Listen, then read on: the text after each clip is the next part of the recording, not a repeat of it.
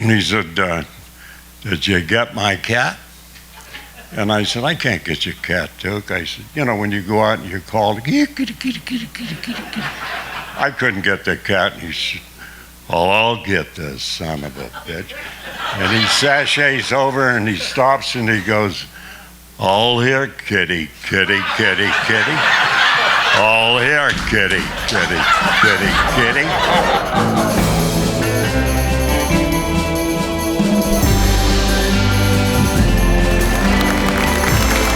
Our next guest has done over 100 movies and TV shows. He's done everything on TV from Lone Ranger, The Lone Ranger, to Sky King. Out of the clear blue of the western sky comes Sky King.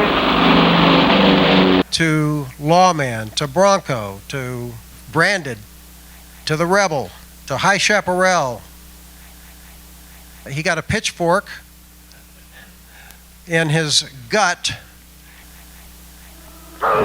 in Big Jake. And he's here today without the pitchfork, Gregg Palmer.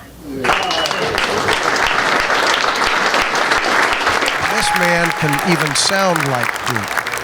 I don't know about that. Rod, good, thanks. Thanks for the invite. And it's a joy to be here to honor a great American, a fine man, and a legend, John Wayne. I guess the shootist I kind of hold dear because Duke asked for me and he said, get the big guy in. You hold it right there. Just throw me your wallet. Yes, sir. A little something extra. Yeah, that was the last film that Stewart made, the last one that Dick Boone made, the last one that Duke was in.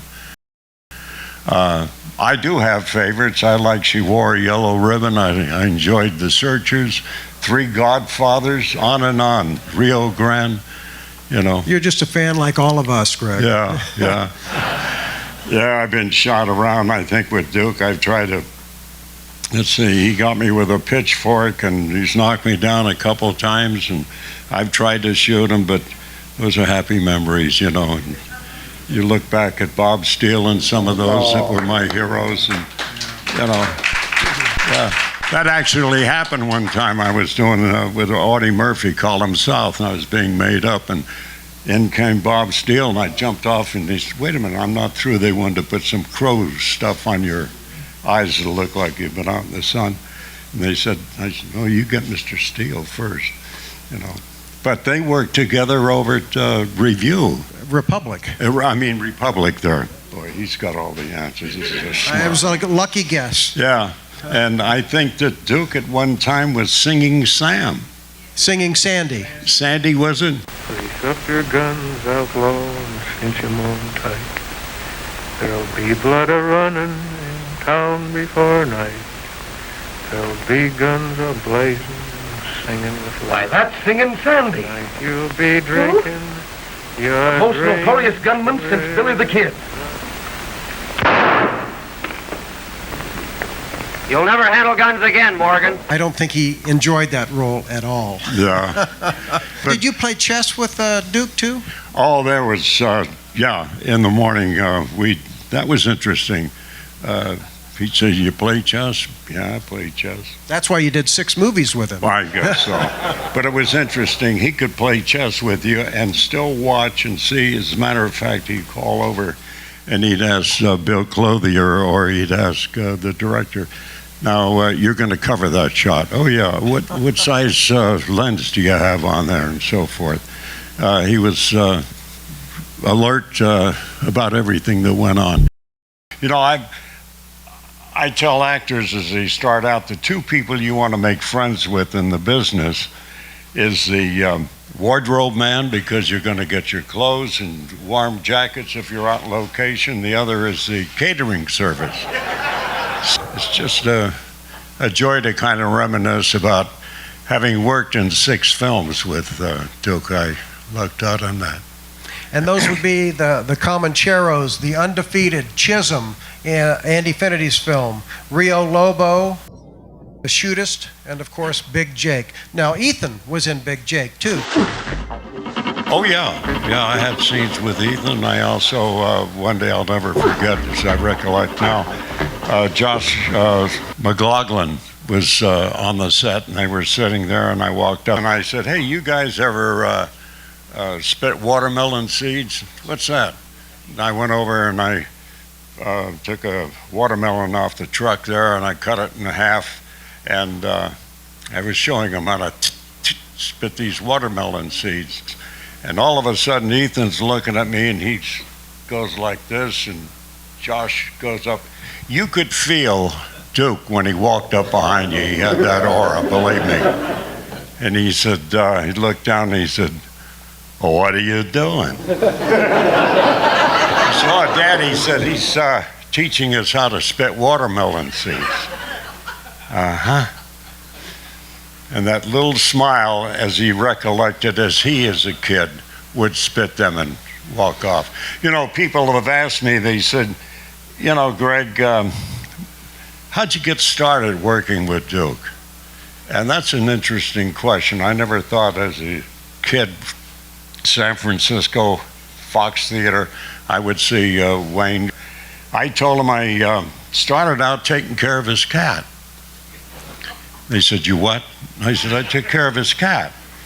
I said, you'd be on location, the coyotes down there in Durango would get the cat, so that was my job. And he came up to me one day and he said, he called me Grizzly. He said, I don't know where he got that name, but he said, did you get my cat? And I said, I can't get your cat, Duke. I said, you know, when you go out and you call, kitty. I couldn't get the cat. And he said, oh, I'll get this son of a bitch. And he sashays over and he stops and he goes, all here, kitty. All here, kitty. I counted back, I think I lucked out in working in 90 different television shows. Got some residuals from Europe the other day. How about Buck Rogers? I don't remember that one. I was out signing autographs one day and a lady came up and said, Mr. Palmer, would you sign the cookbook? And I said, yeah, but I wasn't in the show.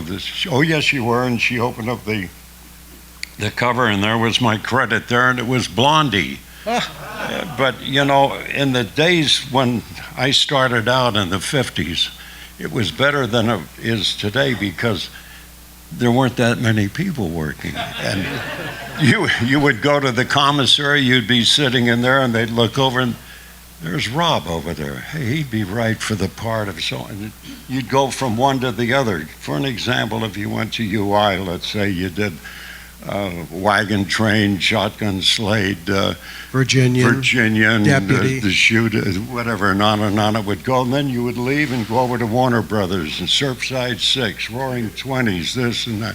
Those were great days. You sure have a bevy of credits, though, and the westerns, your western work. In fact, he was in the Wyatt Earp TV series as one of the McLowerys and was in the gunfight at the OK Corral episode. I don't think he made it through that one either. You talk about favorite movies. There was one, Chisholm, that I worked in. On that show, there was an actor by the name of John Mitchum, Bob Mitchum's brother, and he had a way with words. And I went on, and John and I were good friends, and he would come over to the house, and he was writing this piece of poetry, and he finished it on Chisholm. And he came to me and he says, here, read this. I read it, and I said, wow, that's powerful. I said, take it to Duke. Duke read it, and he flipped out over it, and he recorded it. It was called America, Why I Love Her. So if I may, the words of John Mitchum and Duke, when he was asked, why do you love America? And this is what he said. Well, you ask me why I love her? Well, give me time and I'll explain. You seen a Kansas sunset or a Arizona rain? All of you drifted on a bayou down Louisiana way, or watched the cold fog drifting over San Francisco Bay? Have you heard a bobwhite calling in the Carolina pines? Have you heard the bellow of a diesel in the Appalachian mines? Does the sound of the Niagara thrill you when you hear our waters roar? Well, do you look with awe and wonder at our Massachusetts shore, where men who braved this hard new world first stepped on Plymouth's rock? All do you think of them when you stroll along a New York City dock? Have you seen a snowflake flutter in the Rockies, way up high? You seen the sun come blazing down through a bright Nevada sky? And do you hail to the Columbia as she rushes to the sea, or bow your head at Gettysburg at our struggle to be free? You seen the mighty Tetons? Have you watched an eagle soar? You seen the Mississippi roll along Missouri shore? And have you felt a chill at Michigan when on a winter's day her waters rage along the shore in thunderous display? Oh, from Alaska's cold to the Everglades, from the Rio Grande to Maine, my heart cries out and my pulse runs fast, the might of her domain. So you ask me why I love her? I have a million reasons why. My beautiful America, beneath God's wide, wide sky. I thank you. Thank you, Greg.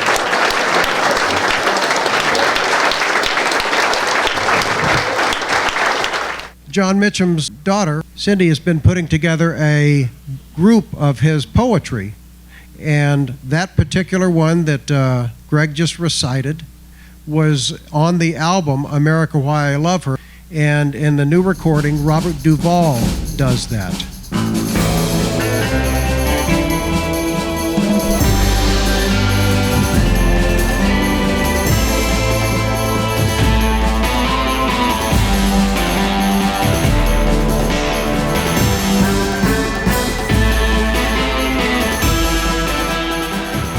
Thanks for watching. I hope you enjoyed today's show.